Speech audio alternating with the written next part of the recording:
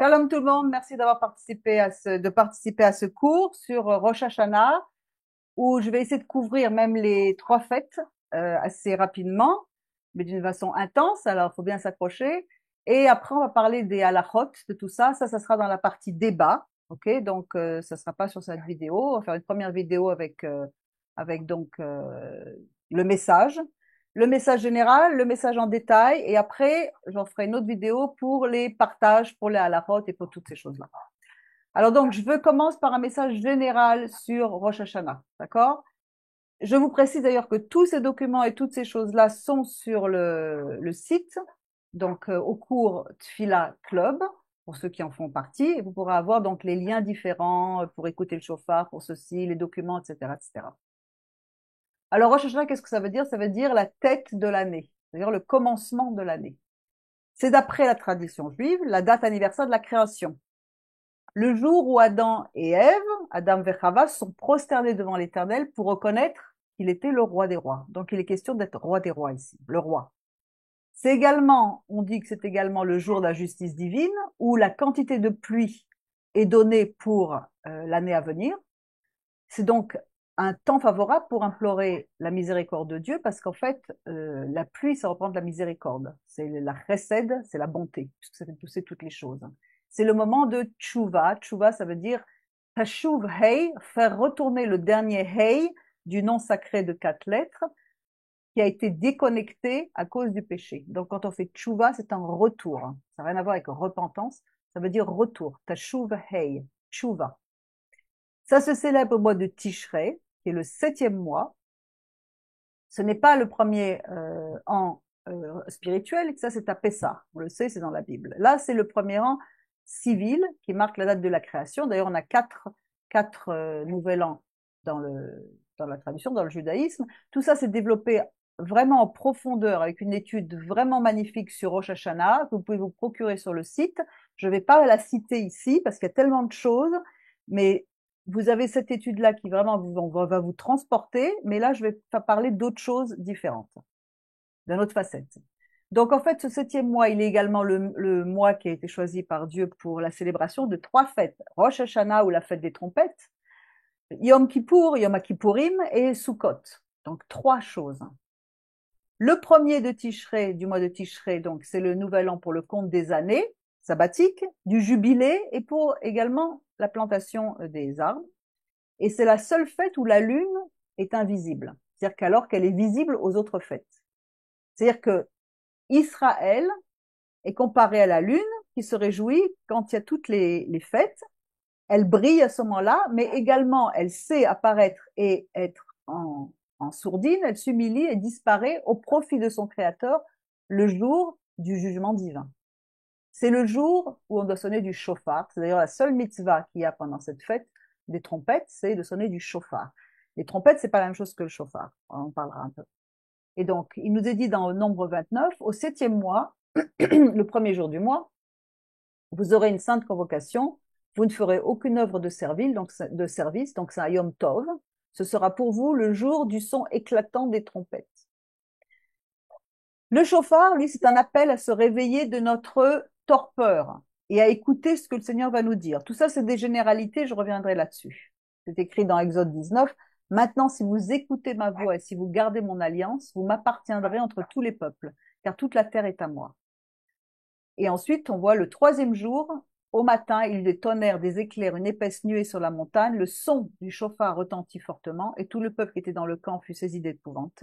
Le son du chauffard retentissait de plus en plus fortement. Moïse parlait, Moshe parlait, et Dieu lui répondait à haute voix. Le chauffard, c'est vraiment très particulier avec Rosh Hashanah. Et cette fête des trompettes, Rosh Hashanah, c'est un appel pour le peuple de Dieu à se remémorer l'alliance qui a été conclue au mont Sinaï, à se préparer à la tchouva et à la délivrance future qui va retentir au son du chauffard, du Messie. 1 Corinthiens 15, 52, et on développera ce thème pour le Beth Midrash, l'enlèvement, le fameux enlèvement. 1 Corinthiens 15, 52, en un instant, en un clin d'œil, au dernier chauffard, car le chauffard sonnera et les morts seront ressuscités incorruptibles et nous serons tous changés. Et 1 Thessaloniciens 4, 16 nous dit, car le Seigneur lui-même avec un cri de commandement, avec une voix d'archange, avec le chauffard de Dieu, descendra du ciel et les morts dans le Messie ressusciteront premièrement. Ensuite, il y a 3 sons qui sont émis par le chauffard, 3 sons principaux, dont plus un. Il y a le tekiya, c'est-à-dire c'est un son. Le troua, c'est un son plus entrecoupé. Il y a shvira, c'est-à-dire shvarim, pardon, qui est entrecoupé, mélangé avec troua. Et il y a tekiya gdola, qui est le long son qui va symboliser le son du chauffard qui va être sonné à la fin de l'exil du peuple d'Israël, de tout Israël, quand celui-ci sera ramené dans sa terre au temps messianique. C'est écrit dans Ésaïe 27, 13. Il arrivera en ce jour-là qu'on sonnera du grand chauffard, et ceux qui périssaient dans le pays d'Assyrie, les 10 tribus, les exilés du pays d'Égypte, par de Juda, viendront et se prosterneront devant l'Éternel en la montagne sainte à Yerushalayim. On retrouve ce verset-là dans Matthieu 24, 31. Il enverra ses anges avec un son de chauffard, et ils rassembleront ses élus des 4 vents, depuis l'un des bouts du ciel jusqu'à l'autre bout. Retenez bien tout ça parce qu'on va en parler en détail samedi, Shabbat. Et la portion de la Torah qui est lue en même temps à ce jour-là, c'est le sacrifice de Yitzhak, qui donc bien entendu est l'image prophétique du sacrifice du Messie. Et en fait, le chauffard, ça nous rappelle justement les cornes du bélier qui a été offert à la place de Yitzhak. Et la portion des prophètes, c'est l'histoire de Hannah et de Shmuel, parce que Hannah, elle a fait une prière qui venait du fond du cœur. On dit que Hannah, justement, ça a été le seul moment où elle a vraiment prié. C'est pour ça qu'elle a été poussée, embêtée par Nina, pour qu'elle aille crier devant Dieu, et sa prière a été exaucée. Et Yitzhak, aussi bien que Shmuel, ont été tous deux consacrés à l'Éternel. C'est pour ça qu'on lit cette Haftarah. Et donc, pour nous, c'est un appel à écouter ce que Dieu veut nous dire. C'est-à-dire que c'est un temps de repentance, un temps d'écoute, et le Seigneur nous appelle à être à l'écoute de son cœur et à discerner dans les temps dans lesquels nous sommes. Le son du chauffard est en train déjà de sonner pour Juda depuis 1948. Les Juifs rentrent, même avant d'ailleurs, mais les Juifs rentrent et rentrent, Juda rentre en Israël, et il sonne également, il va commencer à sonner pour ramener déjà à la Torah tous les gens d'Éphraïm, puis ensuite à les ramener sur la terre d'Israël. Et c'est pour ça qu'il est temps vraiment en ce moment de vraiment écouter ce chauffard, et ce Rosh Hashanah il va être encore plus important que d'habitude parce qu'on est de plus en plus proche avec tout ce qui se passe. Donc c'est très important de comprendre tout ça. Donc là maintenant je veux passer à la partie plus profonde. Donc là c'était pour couvrir généralement à peu près ce que c'était que Rosh Hashanah. Encore une fois, je vous encourage vraiment, sincèrement, à prendre ce livre sur notre site, là, sur le Rosh Hashanah, le chauffard de l'enlèvement, parce qu'il y a vraiment beaucoup, beaucoup de perles dedans. Des perles, c'est une mine de perles, des colliers de perles. Alors, Rosh Hashanah, ça marque quelque chose de très important. C'est comme un retour, si vous voulez, au un. On retourne dans le Père. C'est-à-dire qu'on retourne en tant que nous-mêmes, on retourne en lui. C'est un jour de jugement, mais c'est en fait un jour de grâce. C'est d'ailleurs pour cela qu'on s'habille en blanc, puisque blanc, c'est la mesure de chesed, la mesure de grâce. Et chaque année, ce jour, qui s'étend sur 2 jours, se renouvelle inlassablement pour nous donner encore et encore et encore une chance d'avancer, une chance de se transformer. À Rosh Hashanah, il y a cette énergie, cette puissance qui est là, puisque c'est un renouveau. C'est comme un nouveau départ à chaque fois. C'est comme si c'était une graine que l'on sème qui repousse encore des rejetons. C'est encore une fois un renouveau sans arrêt. Et chaque année, nous avons ce renouveau qui se produit à Rosh Hashanah. Et c'est un jour de jugement, mais c'est là où justement où tout doit être mis en balance. C'est pour ça qu'il se trouve que le mois d'Ishrei est placé sous le signe de la balance dans le niveau astronomique. En fait, ça nous donne de peser nos actions. Où est-ce que j'en suis? C'est ce qu'on a développé Shabbat dernier. Où est-ce que j'en suis depuis l'année dernière? Comment est-ce que j'ai progressé? Pour arriver à Rosh Hashanah, on a eu tous les jours de Elul, du mois de Elul, et en ce moment, on est dans les derniers jours du mois d'Elul qui correspondent également aux jours de l'année qui va venir. Donc, on est dans cette période encore où on doit vraiment faire un travail encore plus profond sur nous-mêmes. Et c'est le jour où on couronne le roi. Il n'y a même pas de lune. Il est paré tout seul. Il n'a pas besoin de lui, il n'a pas besoin de nous. En fait, il est roi de toute éternité. Il était, il sera, il va être là depuis toujours. Il n'a aucun, ni limite, ni rien, aucun nombre de variations. Il est tout simplement. Il est roi sans que nous ayons besoin il n'a pas besoin de nous. Il est roi. Et même si nous ne voulons pas le couronner roi, de toute façon, il est roi. Mais il nous donne la possibilité de participer, d'être avec lui, d'être ses enfants. Pourquoi? Parce qu'il nous aime. tout simplement. Il nous aime profondément. C'est pour ça que déjà depuis le mois d'Elul, il est dans les champs et il vient à notre rencontre, à la rencontre de notre âme et il nous dit où est-ce que tu en es? Où est-ce que tu en es? Et ce mois de Tishrei, c'est un mois qui est rempli de fêtes, on a vu, il y a les trois, de plein de mitzvot, ça fait que c'est comme si on était rassasié de tout ça. D'ailleurs, le mois qui suit, le mois de Cheshvan, lui, il n'a plus du tout de mitzvot. Donc on dit qu'il est mar Cheshvan, on dit qu'il est amer. Alors que le mois de Tishrei, on est gavé de tout cela. Et de plus, Rosh Hashanah, Rosh, c'est la tête, Shana, c'est comme le changement, Shinui, c'est la tête qui renouvelle le renouveau et le changement. C'est la graine, Rosh Hashanah, c'est la graine de tous les mois. C'est comme si c'était la matrice de tous les mois. Et chaque année, ce long jour qui dure 48 heures, ça représente les mois de l'année à venir. Donc la façon dont nous célébrons Rosh Hashanah, nous célébrons la fête des trompettes, ça détermine également l'année. Parce qu'en fait, on dit qu'à Rosh Hashanah, tout est déterminé. Les pluies, l'argent qu'on va gagner, les relations, les bénédictions, la santé, toutes ces choses-là, c'est déterminé à Rosh Hashanah. Alors pourquoi il y a 2 jours? Une des explications les plus simples, c'est qu'en fait, depuis le temps de la destruction du second temple, en 70, hein, et le temps de Rabban Yochanan ben Zakkai, on a fait de Rosh Hashanah 2 jours. Pourquoi? Parce qu'il y avait des difficultés à déterminer si la nouvelle lune était apparente ou pas. Donc, pour être sûr de ne pas se tromper, ils ont déterminé 2 jours. Mais il y a plus que tout ça, derrière tout ça, mais je ne veux pas rentrer dans tout ça. C'est un long jour dans lequel la miséricorde de Dieu s'étend. Et donc, c'est 2 jours pour entendre le shofar. Le shofar, comme on l'a dit la semaine dernière, ça partage la même racine que le verbe l'échapper, ça veut dire améliorer. C'est-à-dire que on est là pour s'améliorer. Le shofar, il est là pour déchirer le Satan dans nos vies et pour nous améliorer. Pour quand on l'entend, qu'est-ce qu'on fait? On veut renouveler nos vœux pour le roi des rois. On veut le couronner dans notre vie. On veut qu'il soit roi dans tout, dans mon cœur, mes actions, mes désirs, mes réalisations, tout ce que je fais. Pourquoi? Parce que là où est le roi, c'est l'abondance. Là où il y a le roi, il y a le palais, il y a tout ce qu'il faut. Donc je veux être dans ce roi. Je veux être dans cette présence, la présence du roi. Donc ces 2 jours qu'on va passer, à nous de les vivre comme si on était véritablement en présence du roi. Alors c'est moins facile en Israël, en dehors d'Israël, je le comprends très bien, mais petit à petit, rentrez dans cette dimension où vous êtes en train de couronner le roi une fois de plus dans votre vie. Essayez de le faire au maximum de vos possibilités, parce que c'est là que vous semez la semence pour l'année qui vient. Et tous ces 2 journées-là, ça va déterminer la façon dont va se passer l'année. Alors, de quel jugement est-ce qu'on parle? C'est-à-dire qu'en fait, c'est où est-ce qu'on en est par rapport à ce qu'il a prévu pour nous? Parce que lui, quand il nous a créés, comme il est hors dehors du temps, il nous voit déjà réussis. Il nous voit complètement, il nous voit comme de l'or.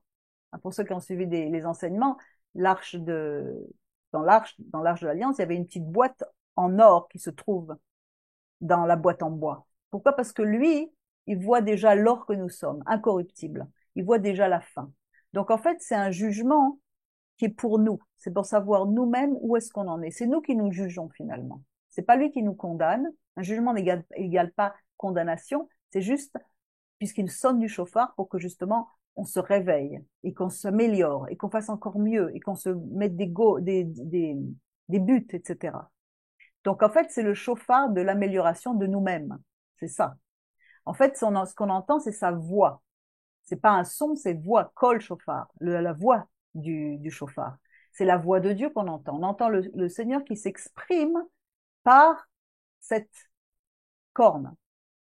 Et d'ailleurs, on explique aussi que normalement, Rosh Hashanah, c'est fait avec des trompettes. Les trompettes d'argent, c'est nous qui les fabriquons. Le chauffard, c'est une corne qui est naturelle, qui a été fait naturellement, c'est-à-dire que c'est Dieu lui-même qui sonne.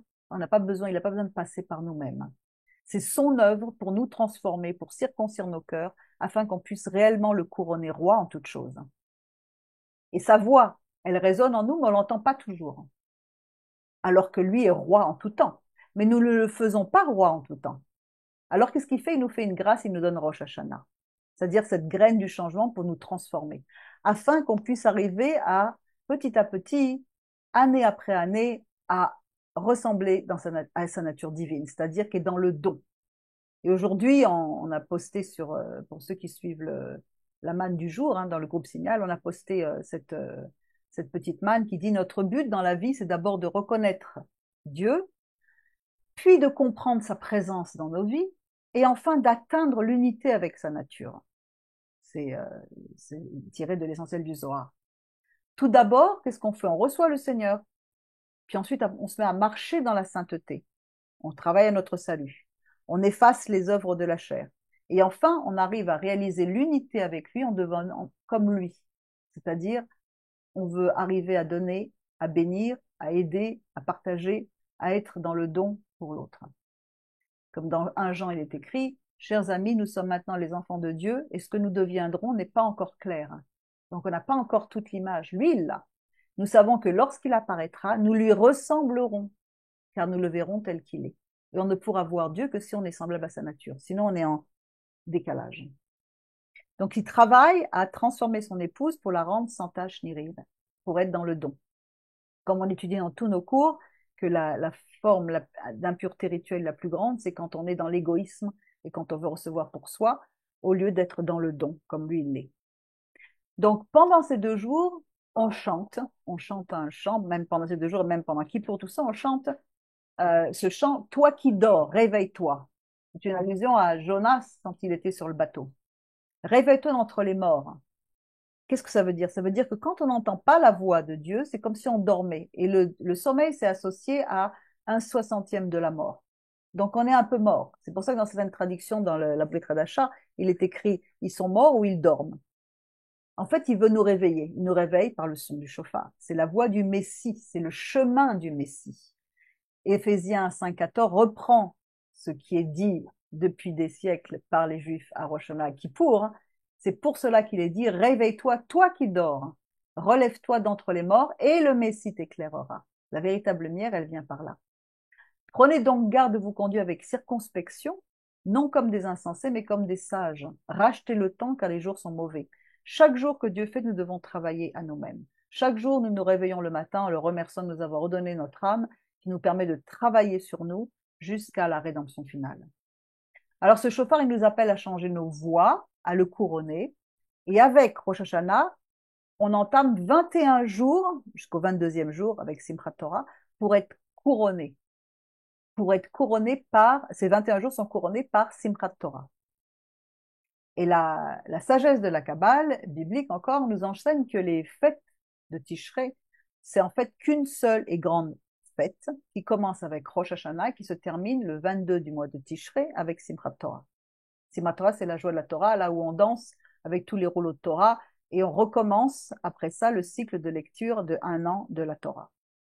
Et le but de cette grande fête, hein, qui a déjà même commencé, les prémices, c'était au mois d'Elul, c'est pour construire notre vase, notre âme, pour pouvoir nous donner une chance d'être renouvelé encore une fois.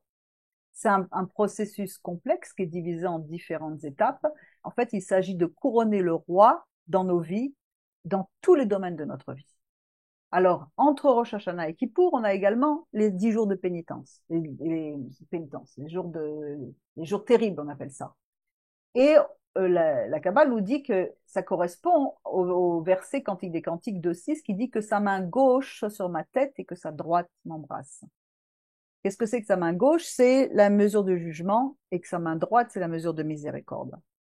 La première étape dure pendant les 10 jours de Rosh Hashanah à Yom Kippour et c'est là où l'on construit ce désir de recevoir, c'est-à-dire notre côté gauche. Okay, je fais appel à des notions pour ceux qui ne savent pas, c'est dans tous les cours qu'on étudie. Donc le côté gauche, c'est le désir de recevoir, le côté droit, c'est le désir de donner, la rigueur et la miséricorde. La main droite de Dieu, c'est la miséricorde. C'est pour ça que Yeshua est assis à la droite de Dieu. Il n'est pas assis sur ses genoux ou sur un autre siège. Il est la droite, il est la miséricorde. Et donc, nous construisons un désir, le désir de changer, le désir de se repentir, le désir de tout ça, c'est du côté gauche. Et cette étape-là nous connecte à la création du monde. C'est-à-dire, en fait, on va recréer un monde pour nous. On a une nouvelle chance de s'améliorer pour cette année qui vient. Et pendant toute cette étape, on purifie nos désirs de toute la négativité. C'est pour ça qu'on fait cette tchouva, cette repentance. Tout ce qui a été avant, dont on n'est pas fier, on veut s'en débarrasser maintenant. Et donc, c'est ce qui empêche de recevoir la lumière. Donc, on est obligé de se débarrasser de tout ça. Donc, c'est pas ça qu'on passe par le pardon, la repentance, s'examiner, les prières, le son du chauffard, la voix de Dieu qui nous conduit là où de nous emmener. Tout ça, ce sont des outils qui sont faits pour nous aider à nous purifier, à nous préparer, pour pouvoir recevoir toute l'abondance que Dieu veut nous donner dans l'année qui vient. Pourquoi? Parce que Dieu est un donneur. Il a tellement tant aimé le monde qu'il a donné son Fils unique. Il veut nous donner avec abondance. Mais nous, il faut qu'on reçoive avec des vases qui soient propres pour recevoir cette abondance. Pas en prenant son abondance par des choses interdites. Et pendant ces jours, sont également déterminés qui va vivre, qui va mourir, qui va être riche, qui va être pauvre, qui va être malade, qui va être en bonne santé, etc., etc. Ça, c'est donc pour Yom Kippour. Et ensuite, on passe à Sukkot qui nous dit que ça, ce sont des jours de grâce. Et c'est la deuxième partie du verset 2, Cantique des Cantiques, que sa main gauche soit sur ma tête et sa droite m'embrasse. C'est-à-dire qu'en fait, là, c'est la miséricorde qui avance. D'un, on soutient pour faire un vase, pour créer, de l'autre, une fois que ça a été créé, que c'était nettoyé, hop, c'est la main droite, la mesure de miséricorde. Et alors que Kippour se termine, l'énergie de l'univers se transforme, non pas se transforme à partir de la gauche dans la droite. C'est-à-dire que cette énergie, elle entre également dans nos âmes, dans nos vases, dans différentes étapes.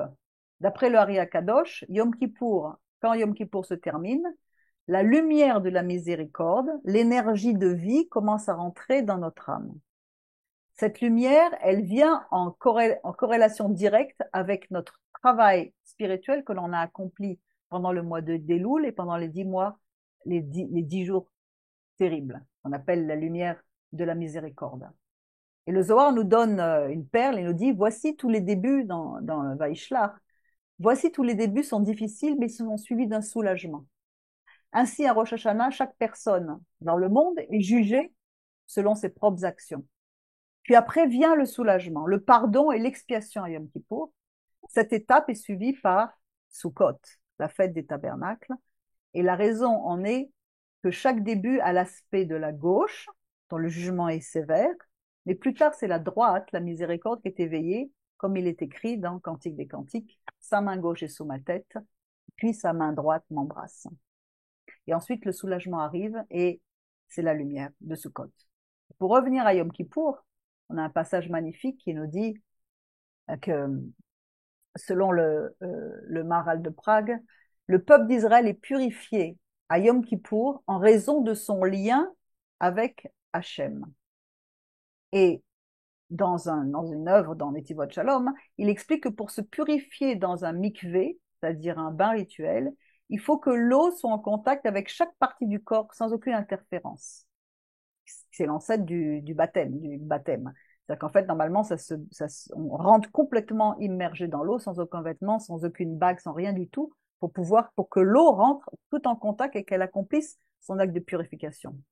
De même, Yom Kippourim et Yom Kippourim, pour se purifier, il convient d'être lié à Hachem sans interférence.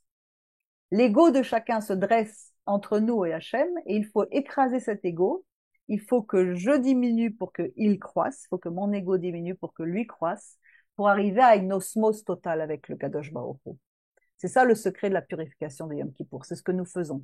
Après Rosh Hashanah, on arrive, on a s'est préparé, on va célébrer les 2 jours, on est en blanc, on entend le chauffard qui nous incite et qui nous entend à écouter sa voix, le couronné roi, on passe encore 10 jours d'introspection, on s'immerge dans le mikvé de purification de Yom Kippour, et après, on arrive à Sukkot.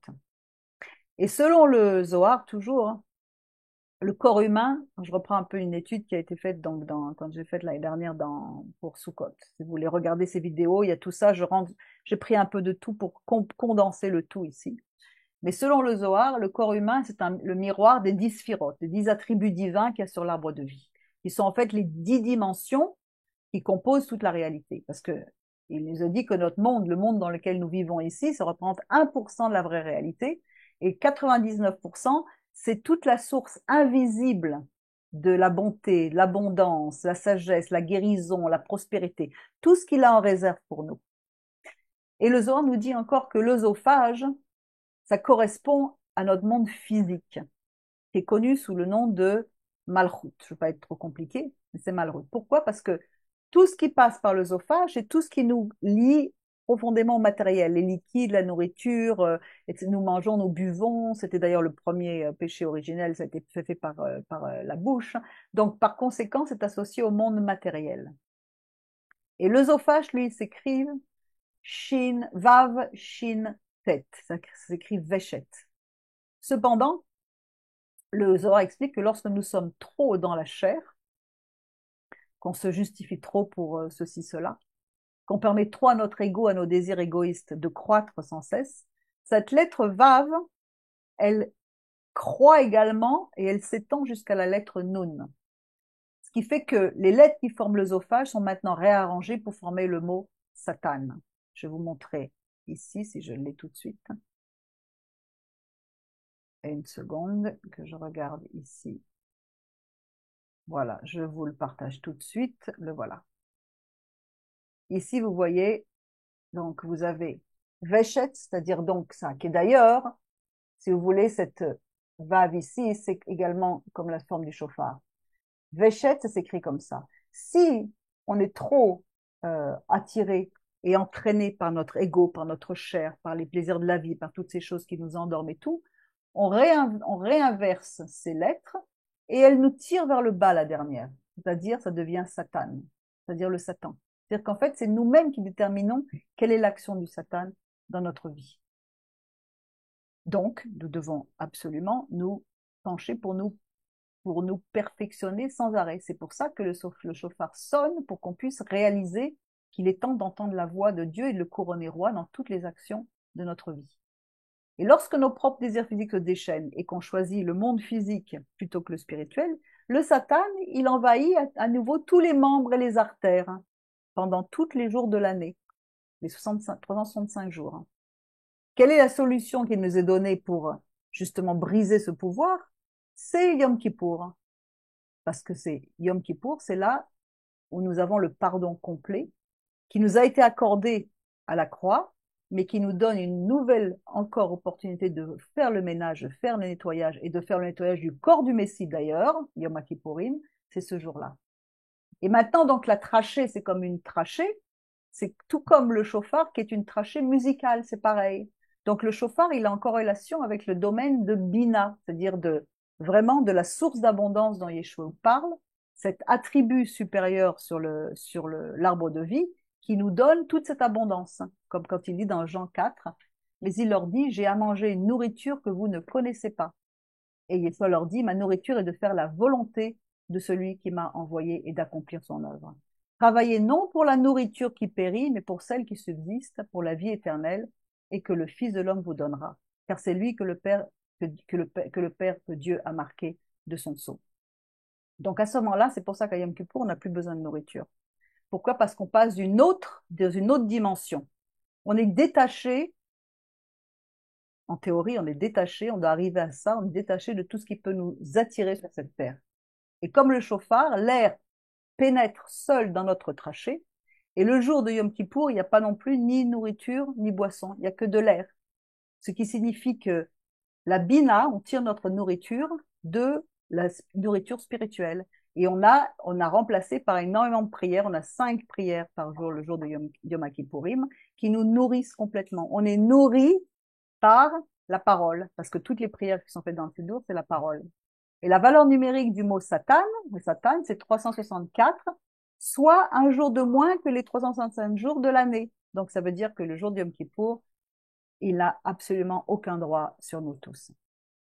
Et en soufflant dans le chauffard, en observant Yom Kippour, on rétablit notre lien avec cette bina, justement. Ce noun de Satan, hop, il se réduit en taille pour redevenir l'œsophage par lequel passe l'air de l'abondance, et tout le reste de notre corps s'en porte beaucoup mieux. On dit que dans le Zohar, il est écrit que le taux du bon cholestérol augmente, tandis que le taux du mauvais cholestérol diminue. Notre sang est nettoyé des toxines, le jeûne nous fait un nettoyage complet, les artères sont débarrassées de tout ça, etc. Et donc, Israël et tous ceux qui se rattachent à Israël fonctionnent comme l'âme et le cœur de l'humanité. C'est-à-dire que la relation entre Israël et le reste du monde, c'est comparable aux artères du cœur qui transporte le sang et l'oxygène vers le reste du corps. Ainsi, de la même façon que le cœur fournit du sang purifié pour nourrir le corps, Israël fournit de la lumière pour aider toutes les nations du monde grâce au respect de la parole de Dieu. Et c'est alors qu'on peut être inscrit dans ce qui est écrit dans le livre de vie. Celui qui vaincra sera revêtu ainsi de vêtements blancs. Je n'effacerai point son nom du livre de vie et je confesserai son nom devant mon Père et devant ses anges. Et là, ça nous conduit à Sukkot, une fois qu'on arrive avec tout ça. Alors, pendant ces 22 jours, on s'est préparé pour pouvoir préparer cette année. Et le verdict final n'est pas encore scellé. Pendant encore 12 jours, ça va être ouvert. Et parce que notre Yetzer Hara, notre mauvais penchant, nous tente tout le temps. Mais même si on ne veut pas, on a besoin, on ne veut pas, notre chair peut encore pécher. Alors c'est là qu'on a besoin vraiment de la lumière du Messie. Parce qu'il nous aide à faire tchouva, justement. Parce qu'il nous aide à nous connecter à lui, parce qu'il nous donne la circoncision du cœur. Donc on peut encore continuer à combattre toute la négativité. Donc, qu'est-ce qu'on comprend? C'est qu'en fait, Rosh Hashanah et Kippour, ça peut nous élever pour nous reconnecter au véritable nous, c'est-à-dire notre Neshama, qui nous avons été prévus. Comment est-ce qu'on peut rentrer dans ce que Dieu a prévu pour nous? Comment est-ce que lui nous voit depuis le début? Et après, avec Sukkot, on balance tout ceci. C'est pour ça qu'on a encore la balance ici. Et pour pouvoir arriver au pilier du milieu de l'arbre de vie, encore une fois, qui s'appelle le Messie, encore une fois. Et en fait, ce chauffard, il nous aide dans ce sens-là. C'est pour ça que quand Yeshua était à la croix, il a sonné un grand coup de chauffard, puisque le mot qui est utilisé en grec, phoné, c'est la même chose que pour le son de troua du chauffard. Et donc, le 15 du mois de Tishré, la lumière commence à descendre, elle rentre dans nos âmes après le jugement, et cette lumière, elle détermine notre motivation, notre vision pour l'année qui va venir. Et cette lumière, elle est composée d'intensité et de qualité. Et donc, plus on est enthousiaste à rentrer dans toutes ces fêtes-là, plus on a envie de sa présence, plus la qualité de la lumière augmente. Et on arrive après à Simchat Torah. Simchat Torah, c'est Tiferet, encore une fois. C'est-à-dire, c'est le 22e jour. C'est le jour le plus important. On recommence la lecture de la Torah, du cycle de la Torah. C'est encore un renouveau. Et c'est là que l'année commence officiellement dans les sphères supérieures. Et qu'est-ce qu'on voit? Qu'est-ce qui s'est passé à Sukkot? Ça a été également la naissance de Yeshua. Pas du bébé Jésus, la naissance de Yeshua. La lumière est arrivée. Puis ensuite, on a les 7 jours de Sukkot. C'est Chol HaMoed qu'on appelle ça. C'est-à-dire que il est encore bébé. C'est-à-dire que la lumière, elle est douce, elle est moins forte. Et on voit dans Luc, quand il dit, ils trouvèrent Myriam et Yosef, le petit enfant couché dans la crèche. Et après l'avoir vu, ils racontèrent ce qu'il avait été dit au sujet de ce petit enfant. Et après, on arrive au 8e jour. C'est la circoncision. C'est-à-dire que c'est la circoncision, la victoire sur toutes les clipotes, sur l'ego. C'est là où la lumière, elle est à son plein. C'est là où le salut est vraiment à notre portée. Et c'est le 8e jour auquel l'enfant devait être circoncis quand arrivé. On lui donna le nom de Yeshua, à Yeshua, c'est-à-dire le salut, nom qui avait été indiqué l'ange avant qu'il fût conçu dans le sein de sa mère. Et il est appelé lumière pour éclairer les nations et gloire d'Israël, ton peuple. Et c'est le verset qu'on répète sans arrêt, à Shona Rabba, qui fait partie des choses que l'on répète à Sukkot. On dit, nous espérons en ton salut, ô Éternel, Yeshua Techa, en ton salut. Et qu'est-ce que ça veut dire qu'il est né? Il faut sortir des conceptions du petit bébé dans la crèche.